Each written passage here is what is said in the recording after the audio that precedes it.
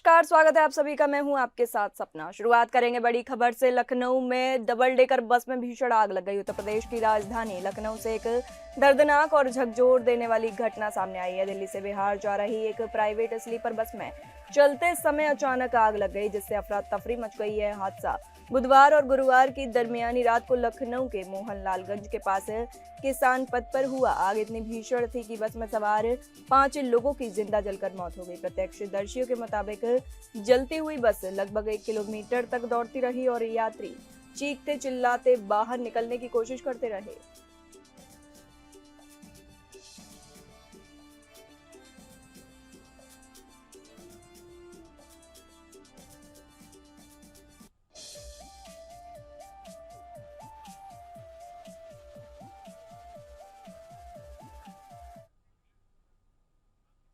इसी के साथ ही हमारे विशेष संवाददाता आनंद सिंह हमसे जुड़े हुए हैं।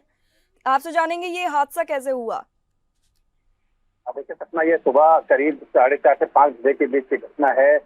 जब ये स्लीपर बस थी जो पूरी तरह से बंद थी, और ये जब जो आउटर रिंग रोड है यानी किसान पथ के पास मोहनलालगंज में, वहां पर यह हादसा हुआ। और ये क्योंकि 4:30 से 5 का समय था, तो अधिकतर यात्री जो बस में सवार थे वो बस में सो रहे थे। और जब आग लगी तो काफी अफरा तफरी मच गई। मौके पर कई लोगों ने बस से छलांग लगाई, निकलने की कोशिश की। हालांकि जो लोग नहीं निकल पाए, 5 लोगों की इस पूरी घटना में मौत हुई है। और कहा जा रहा है कि जो इमरजेंसी गेट है बस का, वो भी नहीं खुला। अब ड्राइवर जो कंडक्टर था, वो चूंकि तुरंत निकलने में वहां से कामयाब हो गए। जो कुछ यात्री उसी रास्ते से आगे वाले गेट से, ड्राइवर के गेट से निकल गए, लेकिन जो पीछे फंस गए उन 5 यात्रियों की दर्दनाक मौत इस हादसे में हो गई। जी, बहुत बहुत धन्यवाद आनंद सिंह, यह जानकारी हमें देने के लिए।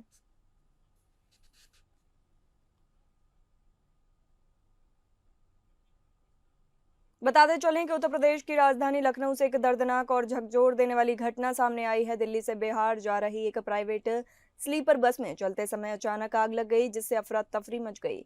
यह हादसा बुधवार और गुरुवार की दरमियानी रात को लखनऊ के मोहनलालगंज के पास एक किसान पथ पर हुआ। आग इतनी भीषण थी कि बस में सवार 5 लोगों की जिंदा जलकर मौत हो गई।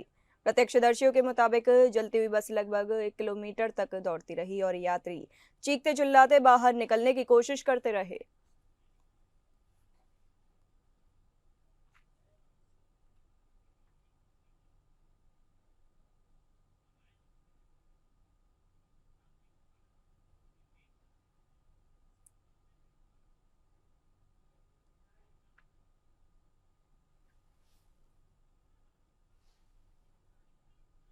बताते चलें कि बस में करीब 60 यात्री सवार थे। महज 10 मिनट में बस पूरी तरह जलकर राख हो गई। दिल्ली से बिहार जा रही थी बस। बता दें, बस में आग लगने से 5 यात्रियों की जलकर मौत हो चुकी है। यह हादसा बुधवार और गुरुवार की दरमियानी रात को लखनऊ के मोहनलालगंज के पास किसान पथ पर हुआ। आग इतनी भीषण थी कि बस में सवार 5 लोगों की जिंदा जलकर मौत हो गई। प्रत्यक्षदर्शियों के मुताबिक जलती हुई बस लगभग 1 किलोमीटर तक दौड़ती रही और यात्री चीखते चिल्लाते बाहर निकलने की कोशिश करते रहे।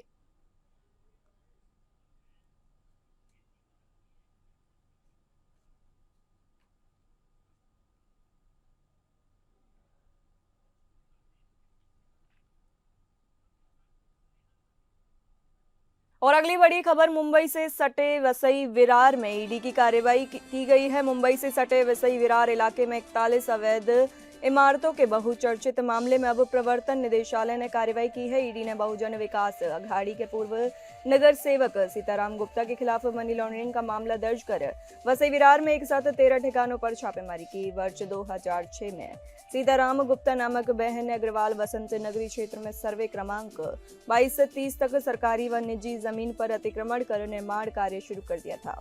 इस भूमि के कुछ भूखंड डंपिंग ग्राउंड और एसटीपी संयंत्रों के लिए आरक्षित थे। 2010 से 2012 के बीच इन भूखंडों पर 41 4 मंजिला इमारतें बनाई गई और गुप्ता ने इनमें बने फ्लैट नागरिकों को बेच दिए।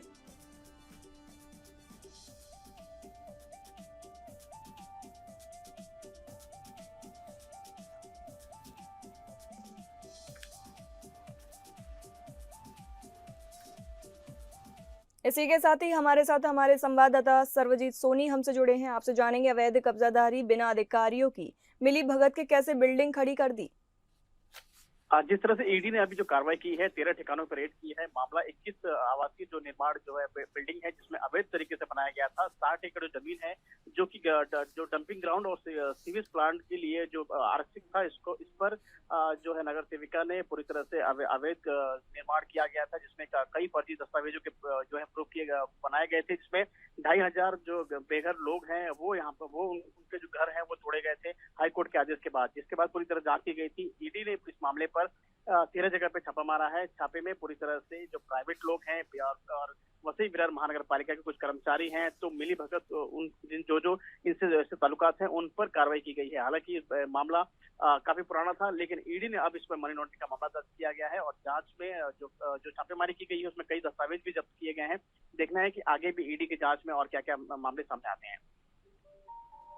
जी बहुत बहुत धन्यवाद सरबजीत, ये जानकारी हमें देने के लिए।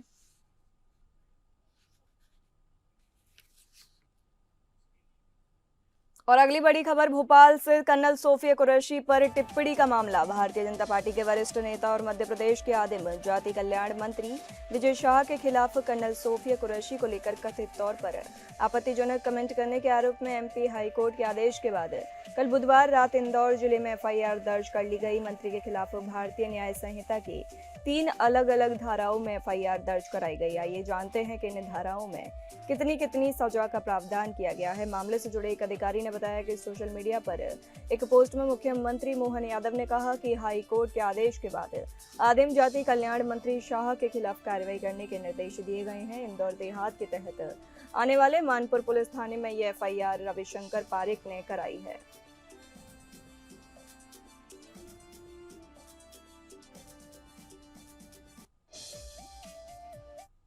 इसी के साथ ही हमारे संवाददाता संतोष सिंह हमसे जुड़े हैं। बताइए कितने संगीन धाराओं में मुकदमा दर्ज हुआ है? बिल्कुल सपना, कल रात्रि लगभग 11 बजे के आसपास मध्य प्रदेश के मंत्री विजय शाह के ऊपर मानपुर थाने में मुकदमा कायम हुआ है। उसमें हाईकोर्ट के दखल के बाद हाईकोर्ट ने स्वतः संज्ञान लिया और आदेश किया, जब जाकर मानपुर थाने में मुकदमा दर्ज हुआ है। बीएनएस की धारा 152 के तहत 196/1 खा और 197/1 गा के अंतर्गत प्रकरण दर्ज किया गया है। क्या मंत्री के लिए अब मुश्किलें बढ़ने वाली हैं?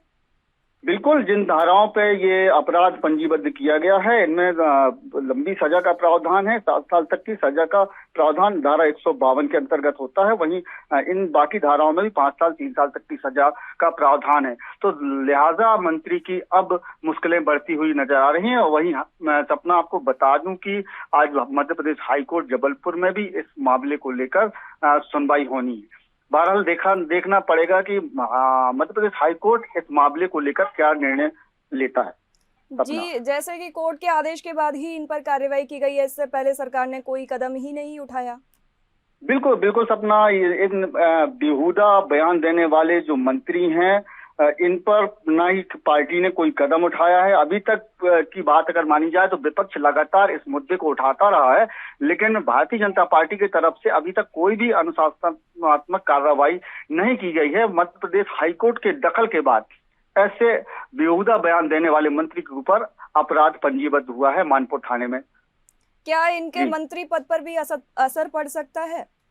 बिल्कुल, भारतीय जनता पार्टी के अंदर से भी ये आवाज उठ रही है। पूर्व मुख्यमंत्री उमा भारती ने इस मामले को गंभीरता से लेते हुए कहा है, एक्स पर लिखा है कि विजय शाह का तत्काल इस्तीफा होना चाहिए और एफआईआर दर्ज होनी चाहिए। तो जबकि ये उमा भारती जो कद्दावर नेता है भारतीय जनता पार्टी की और मध्य प्रदेश की पूर्व मुख्यमंत्री भी रह चुकी हैं। जी बहुत बहुत धन्यवाद संतोष सिंह, ये जानकारी हमें देने के लिए।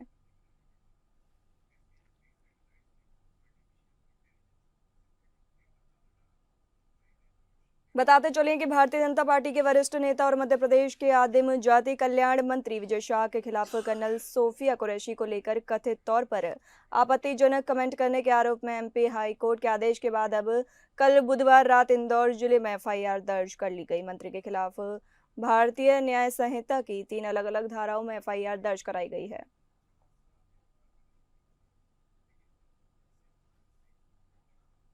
और अगली बड़ी खबर, बिहार के दौरे पर हैं राहुल गांधी। बता दें, चुनावी साल में 5वीं बार कांग्रेस के पूर्व राष्ट्रीय अध्यक्ष एवं सांसद राहुल गांधी आज बिहार के दौरे पर आ रहे हैं। आज वह दरभंगा और फिर पटना में रहेंगे। दरभंगा से वह शिक्षा न्याय संवाद कार्यक्रम की शुरुआत करेंगे। दरभंगा में नगर भवन में कार्यक्रम होगा। पहले ये कार्यक्रम अम्बेडकर हॉस्टल में होना था, लेकिन अनुमति नहीं मिली। शिक्षा न्याय संवाद कार्यक्रम के तहत राहुल गांधी दलित छात्र छात्राओं से संवाद करेंगे। इसी दौरान कांग्रेस के 60 से ज्यादा राष्ट्रीय स्तर के नेता भी राज्य के विभिन्न हिस्सों में एक्टिव रहेंगे। ये कॉलेज, विश्वविद्यालय एवं छात्रावासों का दौरा करके छात्रों से संवाद करेंगे। इस कार्यक्रम का उद्देश्य छात्रों व युवाओं के बीच शिक्षा के अधिकार और सामाजिक न्याय को लेकर जागरूकता फैलाना है।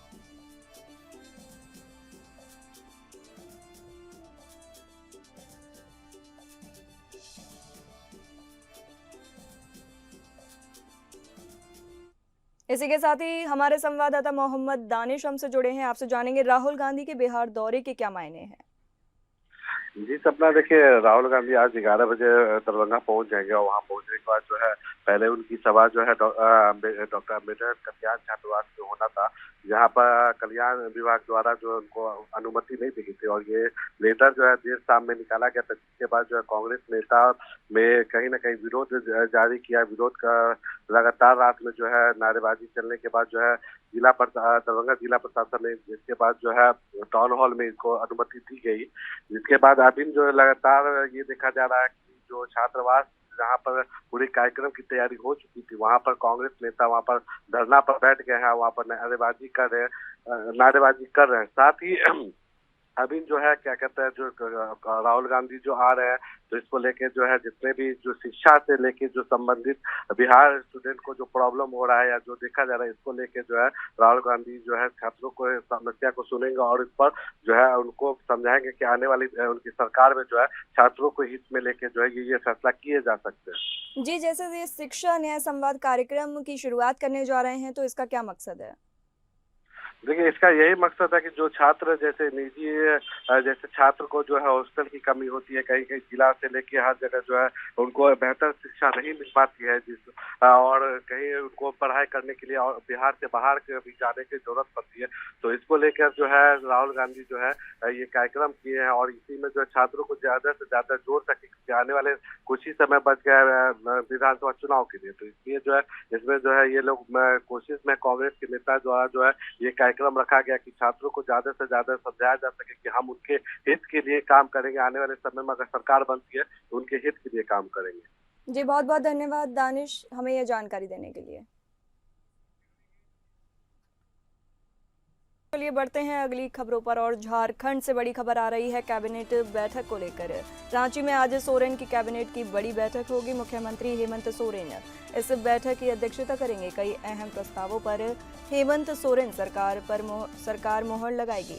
बता दें, रांची झारखंड कैबिनेट की बैठक आज होगी। मुख्यमंत्री हेमंत सोरेन इस बैठक की अध्यक्षता करेंगे। मंत्रिमंडल सचिवालय एवं निगरानी विभाग द्वारा इस बाबत सूचना दी गई है। शाम 4 बजे से कैबिनेट की बैठक शुरू होगी। झारखंड मंत्रालय स्थित मंत्रिपरिषद कक्ष में बैठक आयोजित की जाएगी। इसमें कई अहम प्रस्तावों पर हेमंत सोरेन की सरकार मोहर लगाएगी।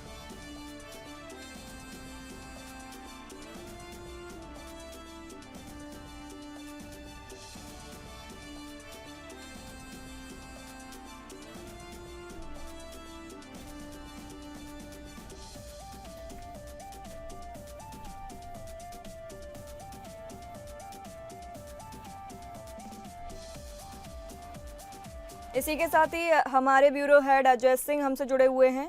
आपसे जानेंगे आज कैबिनेट की बैठक में किन किन प्रस्तावों पर मोहर लग सकती है। देखिए सपना, मैं बताऊं कि आज जो है शाम को 4 बजे झारखंड के मुख्यमंत्री हेमंत सोरेन की अध्यक्षता में आज एक कैबिनेट की आज बैठक होगी।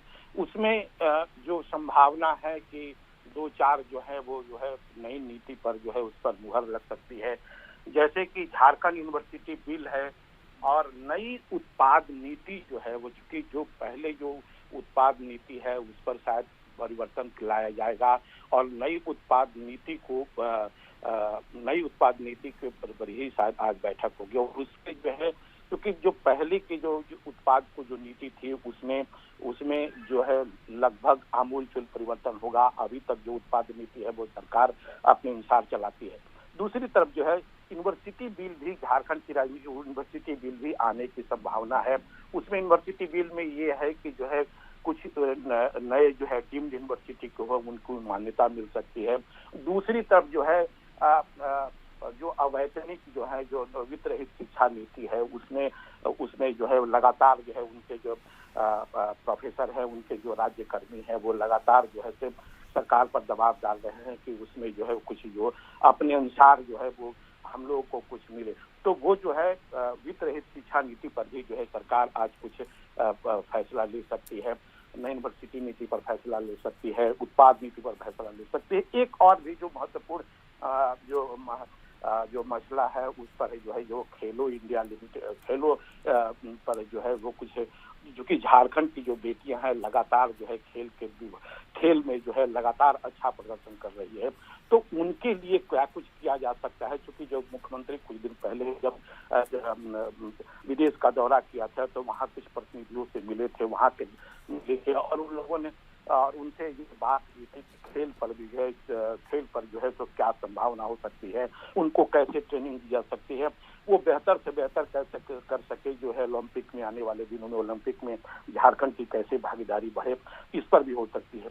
एक और नीति पर भी जो है वो उस पर जो है चर्चा हो सकती है। जैसे जो मुख्यमंत्री कुछ दिन पहले जब विदेश यात्रा के दरमियान थे तो खनन पर, चूंकि यहाँ पर जो है खनन की अपार संभावनाएं हैं, देश का जो 40% जो है हिस्सेदारी लगभग झारखंड की आती है, यहाँ पर खनिज संपदा यहाँ भरपूर है।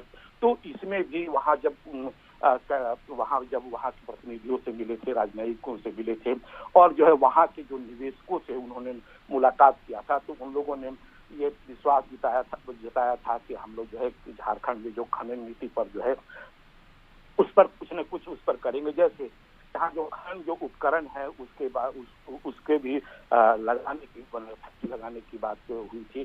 तो इन तमाम बातों पर जो है आज झारखंड के जो मुख्यमंत्री हैं हेमंत सोरेन हैं वो कैबिनेट की बैठक होगी। जी सपना। जी बहुत बहुत धन्यवाद अजय सिंह ये जानकारी हमें देने के लिए।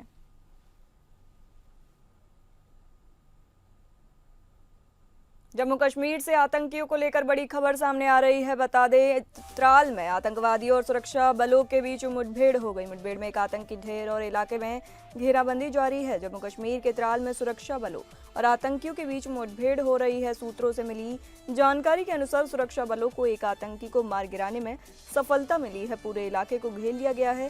सर्च अभियान जारी है। सीमा पर गोलीबारी थमते ही सुरक्षा बलों ने घर में छिपे बैठे आतंकियों का सफाया शुरू कर दिया है। इससे पहले दक्षिण कश्मीर के शोपिया जिले में मंगलवार सुबह 8 बजे आतंकवादियों और सुरक्षा बलों के बीच मुठभेड़ हो गई। इसमें लश्कर ताइबा के शीर्ष कमांडर शाहिद कुट्टे और अदनान शफी समेत 3 आतंकी मारे गए।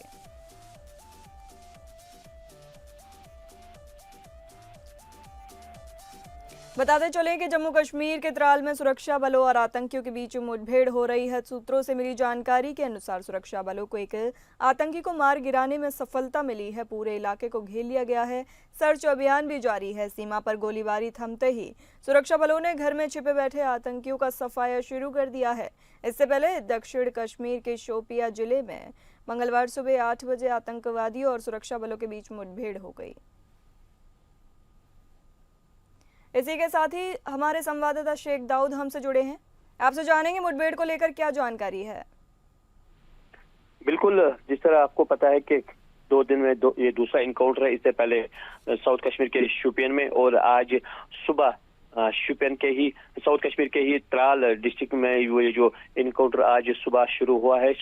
फौज को एक खबर मिली है कि गांव में कुछ मिलिटेंट की मूवमेंट है। रात को ही फौज ने इस एरिया को गार्डन में लिया गया है और आज सुबह जब फौज बिल्कुल इस घर के करीब पहुंचे तो मिलिटेंटों ने सिक्योरिटी फोर्स पे फायरिंग की, जिसके नतीजे में सिक्योरिटी फोर्स ने कार्रवाई की और अभी तक एक मिलिटेंट को मार गिराया गया है और अभी भी ऑपरेशन जारी है। तो जो हमारे पास जो खबर है 2 से 3 जो आतंकवादी है इस घर में छुपे हुए हैं और ये बड़ा ऑपरेशन है और ये फौज को बड़ी कामयाबी मिली है। 2 दिन में 4 जो आतंकवादी उनको ढेर कर दिया गया है। जिस तरह आपको पता है कि इससे पहले फौज बॉर्डरों पे लगी है और अब जो नीचे मिलिटेंट छुपे हुए हैं अब उनकी कार्रवाई चल रही है। जी बहुत बहुत धन्यवाद शेख दाऊद हमें जानकारी देने के लिए।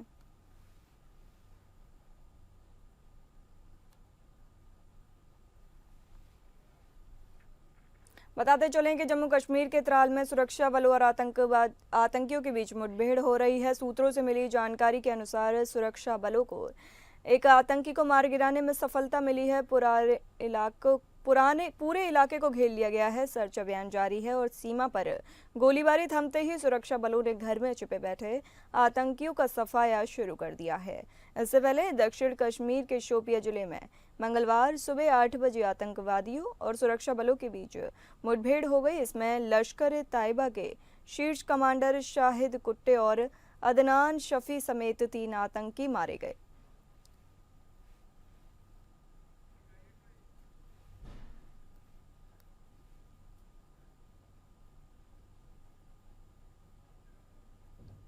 बताते चलें कि जम्मू कश्मीर से आतंकियों को लेकर बड़ी खबर सामने आ रही है। त्राल में आतंकवादियों और सुरक्षा बलों के बीच मुठभेड़ हो गई है। मुठभेड़ में एक आतंकी ढेर है और इलाके में घेराबंदी भी जारी है।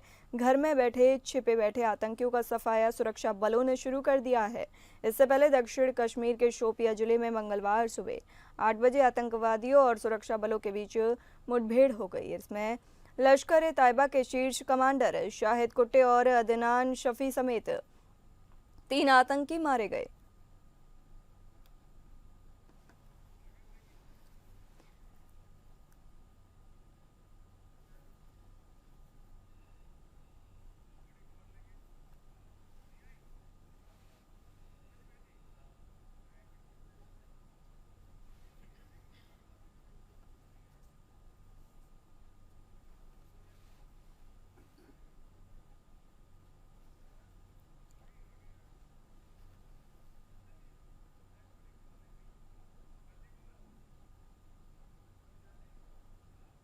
और बड़ी खबर आ रही है सामने। राष्ट्रपति मुर्मू ने 15 विषयों पर राय मांगी है। बता दें, सुप्रीम कोर्ट से राष्ट्रपति मुर्मू ने राय मांगी है। राष्ट्रपति और राज्यपालों के लिए विधानसभाओं द्वारा पारित विधेयकों पर निर्णय लेने की समय सीमा तय करने का मामला बढ़ता ही जा रहा है। समय सीमा तय करने के सुप्रीम कोर्ट के फैसले पर अब राष्ट्रपति द्रौपदी मुर्मू ने रिएक्ट किया है। सुप्रीम कोर्ट के 8 अप्रैल 2025 के फैसले पर राष्ट्रपति मुर्मू ने कड़ी प्रतिक्रिया जताई है। उन्होंने सुप्रीम कोर्ट से 14 सवाल पूछे हैं।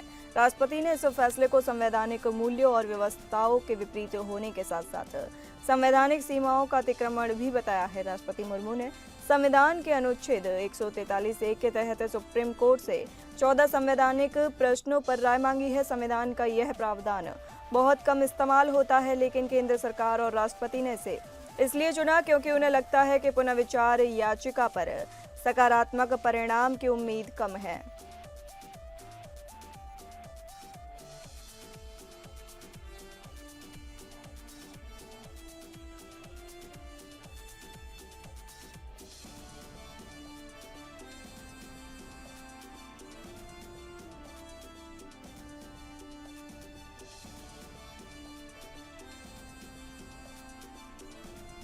फिलहाल इस बुलेटिन में इतना ही। नमस्कार।